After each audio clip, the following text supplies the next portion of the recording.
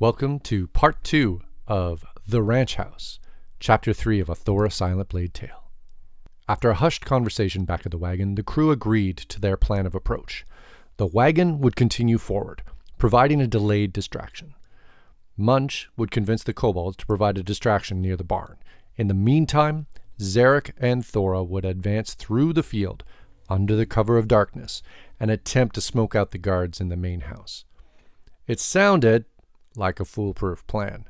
What could possibly go wrong? It didn't take long for Thora to find out.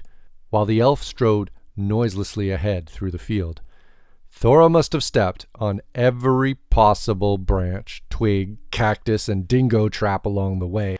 The darkness helped with obscuring the sight of the pair of them, but it wouldn't take much for somebody to notice that ruckus.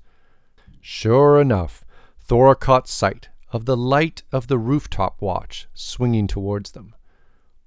Thora attempted to pick up the pace while Zarek took advantage of the distraction to try to take out the guard from a distance.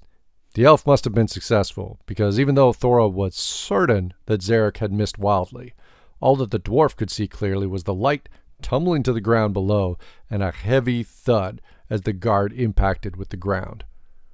Well, that was certainly fortunate. Focused solely on the task at hand, Thora's eyes darted back and forth, looking for movement, sliding along as quietly as possible towards the outhouses at the back of the ranch house.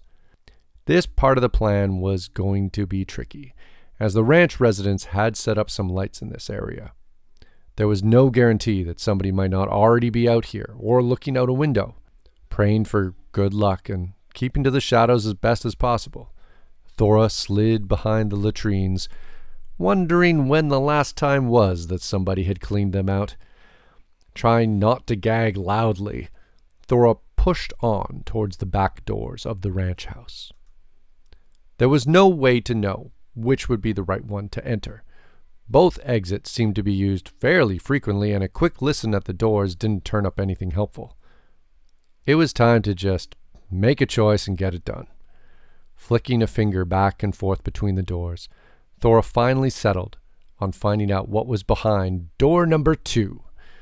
Getting the pipe ready in one hand, the rogue's hand reached for the door handle and grasped it softly.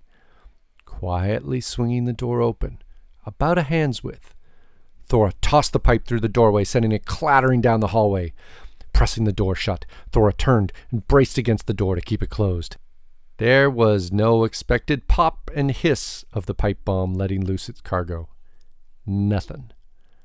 Just a shout of surprise, followed by a body pushing against the door.